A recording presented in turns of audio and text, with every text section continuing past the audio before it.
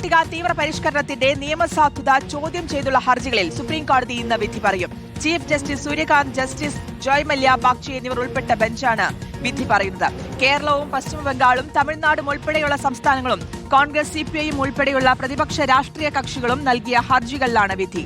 ആദിൽ പാലോടുണ്ട് വിശദാംശങ്ങൾ നൽകാൻ. Adil, good morning.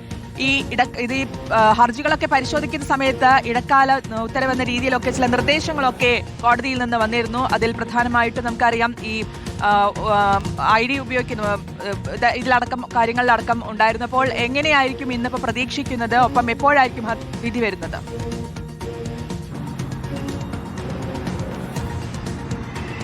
Voter പട്ടിക തീവ്ര പരിഷ്കരണം സംബന്ധിച്ചിടത്തോളം നിർണായകമായ ഉത്തരവാണ് ഇന്ന് പ്രതീക്ഷിക്കുന്നത്. നിയമസാധുത ചോദ്യം ചെയ്തുകൊണ്ട് കേരളം അടക്കമുള്ള സംസ്ഥാനങ്ങൾ, CPM അടക്കമുള്ള രാഷ്ട്രീയ പാർട്ടികളൊക്കെ സുപ്രീം കോടതിയെ സമീപിച്ചിരുന്നു. ഇത് ഒരുമിച്ചുള്ള ഹർജികളിലാണ് ചീഫ് ജസ്റ്റിസ് സൂര്യകാന്ത് അധ്യക്ഷനായ ബെഞ്ച് വിധി പറയാൻ പോകുന്നത്. തമിഴ്നാടടക്കം പശ്ചിമബംഗാൾ അടക്കം തൃണമൂൽ കോൺഗ്രസ് അടക്കം വിവിധ ഹർജികൾ നൽകിയിരുന്നു. ഏറ്റവും പ്രധാനമായി ജനപ്രാതിനിധ്യ നിയമമനുസരിച്ച് വോട്ടർ പട്ടിക തീവ്ര പരിഷ്കരണ നടപടികൾക്ക് കേന്ദ്ര തെരഞ്ഞെടുപ്പ് കമ്മീഷന് അധികാരമുണ്ടോ എന്നുള്ളതാണ് പ്രധാനപ്പെട്ട ചോദ്യം. ഇത് സംബന്ധിച്ചുള്ള വിധിയാകും നൽകുക, സുപ്രീം കോടതി നൽകുക.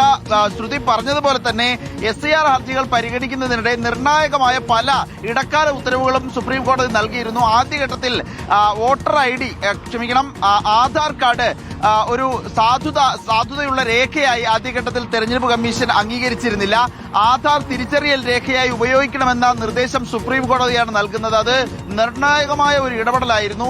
ആധാർ കാർഡുകളുള്ള എല്ലാവർക്കും ഒരുപക്ഷെ SIR പരിഷ്കരിക്കുന്ന വോട്ടർ പട്ടികയിൽ കയറാം എന്ന നിലയിലേക്ക് കാര്യങ്ങളെത്തിയത് സുപ്രീം കോടതിയുടെ ഇടപെടൽ മൂലമായിരുന്നു.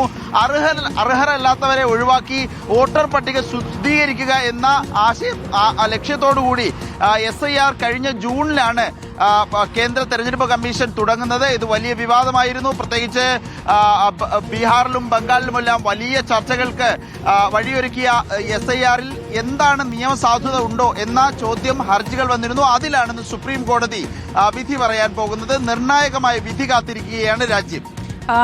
ഇതിൽ നമുക്കറിയാം ഉത്തർപ്രദേശും ഗുജറാത്ത്, രാജസ്ഥാൻ തുടങ്ങിയ സംസ്ഥാനങ്ങളിലൊക്കെ ഇപ്പോൾ നിലവിൽ വോട്ടർ പട്ടിക പുതുക്കൽ പ്രക്രിയയൊക്കെ നടക്കുന്നുണ്ട്. അതിൽ ഈ നടപടി തുടരാൻ തെരഞ്ഞെടുപ്പ് കമ്മീഷൻ നിർദ്ദേശം നൽകുമ്പോഴും ഇതിലൊരു നിയമസാധുത ഇന്നിപ്പോൾ പരിശോധിക്കപ്പെടുന്നു. ഇന്നിപ്പോൾ വിധി വരുന്നതിലേക്ക് എത്തുമ്പോൾ അത് തീരുമാനിക്കേണ്ടത് അത്യന്തമായിട്ട് കോടതിയാണെന്നുള്ളൊരു നിർദ്ദേശം പറഞ്ഞുകൊണ്ട് തന്നെയാണ് ആ പ്രക്രിയ തുടരാൻ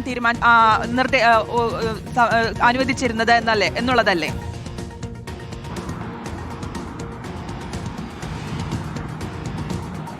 ഉറപ്പായും SIR-ന്റെ നടപടികൾ തുടരാൻ ഒരിക്കലും ഒരു ഘട്ടത്തിലും SIR പൂർണ്ണമായി നിർത്തിവെക്കാൻ സുപ്രീം കോടതി നിർദ്ദേശം നൽകിയിരുന്നില്ല. പ്രത്യേകിച്ച് നമുക്കറിയാം ബംഗാളിന്റെ മുൻ മുഖ്യമന്ത്രി മമതാ ബാനർജി അടക്കം സുപ്രീം കോടതിയിൽ ഹാജരായി ഇക്കാര്യങ്ങൾ വിശദമാക്കുകയും SIR-ൽ പല പോരായ്മകളുമുണ്ട്, അതിലൊക്കെ നിയമസാധുത തെരഞ്ഞെടുപ്പ് കമ്മീഷൻ ഉണ്ടോ എന്നതടക്കമുള്ള ചോദ്യങ്ങൾ ഉയർത്തിയിരുന്നു.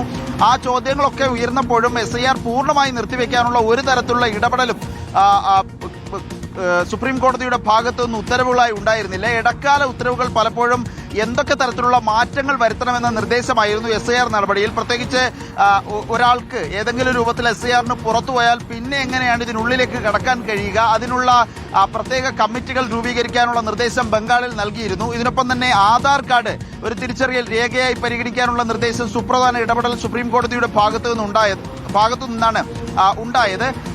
ഈ ഘട്ടങ്ങൾക്ക് ശേഷം SIR-ന്റെ നടപടികൾ പലയിടത്തും പൂർത്തീകരിച്ചു. പ്രത്യേകിച്ച് SIR നടപടി പൂർത്തീകരിച്ചാണ് കേരളത്തിലും തമിഴ്നാട്ടിലും ബംഗാളിലും തെരഞ്ഞെടുപ്പ് കമ്മീഷൻ തെരഞ്ഞെടുപ്പുകൾ പൂർത്തിയാക്കിയത്. നടപടികൾ പൂർത്തിയാക്കി പുതിയ സർക്കാരുകൾ അധികാരം ഏറ്റെടുക്കുകയും ചെയ്തു. അതിനുശേഷമാണ് ഇപ്പോൾ SIR-ന്റെ നിയമസാധുത ചോദ്യം ചെയ്തുകൊണ്ടുള്ള ഹർജികളിൽ ഇന്ന് സുപ്രീം കോടതി വിധി പറയാൻ പോകുന്നത്.